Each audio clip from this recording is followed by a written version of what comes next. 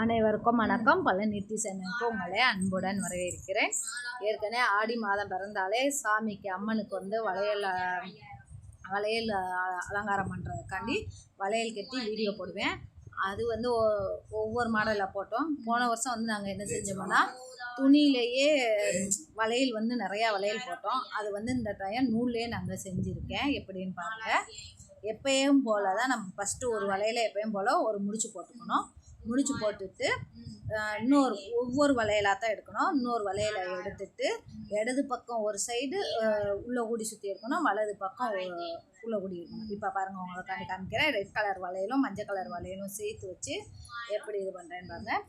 ஏன்னா தனியாக உங்களுக்கு தெரியறதுக்காண்டி தான் வேறு கலர் வந்து எடுத்திருக்கேன்.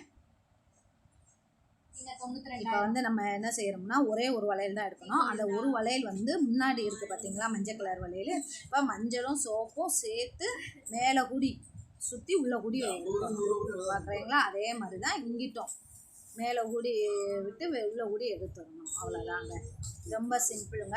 இதே மாதிரி தான் நம்ம கடைசி வரைய வளையல் வந்து இப்படியே இடது பக்கம் ஒருக்கா வலது பக்கம் ஒருக்கா மேலேயும் கீழேயும் சுற்றி எடுக்கணும். ஃபஸ்ட்டு இந்த வளையல் பார்த்தீங்கன்னா சூப்பராக இருக்குங்க. கடைசியாக அம்மன் அலங்கார போட்டாவும் போட்டிருக்கேன் வீடியோ. எவ்வளோ அழகாக இருக்குன்னு பாருங்கள். இந்த மாடல் உங்களுக்கு பிடிச்சிருந்துச்சுன்னா மறக்காமல் நீங்களும் இதே மாடலில் வளையல் பின்னே அம்மனுக்கு வந்து சாத்துங்க. மறக்காமல் கமெண்ட் பாக்ஸில் கமெண்ட் பண்ணுங்கள் இந்த வளையல் எப்படி இருந்துச்சு அப்படின்னு.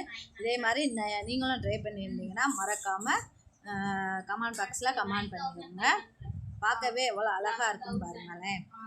இதோட அழகு வந்து நம்ம கையாலே தொடுத்து நம்ம அம்மனுக்கு போடும்போது கிடைக்கிற சந்தோஷமே தனிதாங்க. அவ்வளோ சந்தோஷமாக இருந்துச்சு. ஒரு வளையல் எடுத்து முடிச்சு போட்டுட்டு அடுத்தடுத்து ஒவ்வொரு வளையல் வைக்கும்போது அதுக்கு முன்னாடி உள்ள வளையலோடு சேர்த்து சுற்றணுங்க. 2 வளையலை சேர்த்து நான் அந்த வீடியோவில் தெளிவாக தான் போட்டிருக்கேன். நீங்கள் ஒரு டயத்துக்கு 2 டைம் பார்த்தாலே உங்களுக்கு நல்லா புரியும்.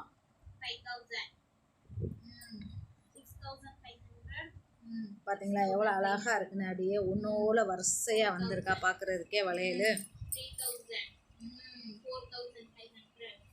இன்னொரு வித்தியாசம் தெரியுதுக்காண்டி தான் இன்னொரு வேறு கலர் வச்சு உங்களுக்கு காமிக்கிறேன். பாருங்கள், லாப்பழ கலரும் க்ரீன் கலரும் இந்த 2 இதையும் தான் நான் ஜாயின் பண்ணுறேன். இதுக்கு முன்னாடி வந்து க்ரீன் இருந்துச்சு, இதுக்கு முன்னாடி லாப்பழ கலர். பார்த்தீங்களா, தனியாக உங்களுக்கு எடுத்து காமிச்சு உள்ள கூடி சுற்றி காமிக்கிறேன்னா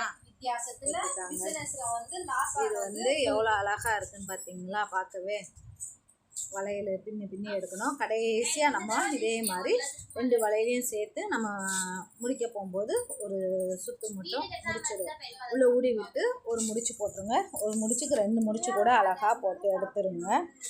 பார்க்கவே அழகாக இருக்குங்க.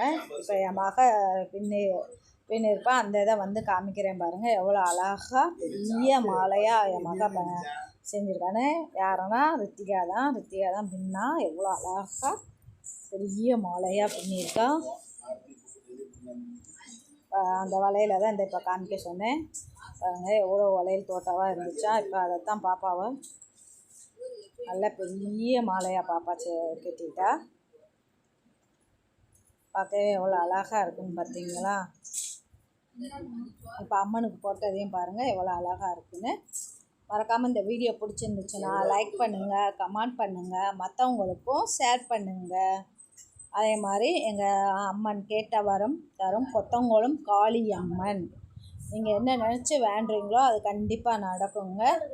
அதுதான் உண்மைங்க, 100% உண்மை. மற்றவங்களுக்கும் ஷேர் பண்ணுங்கள். நன்றி, வணக்கம்.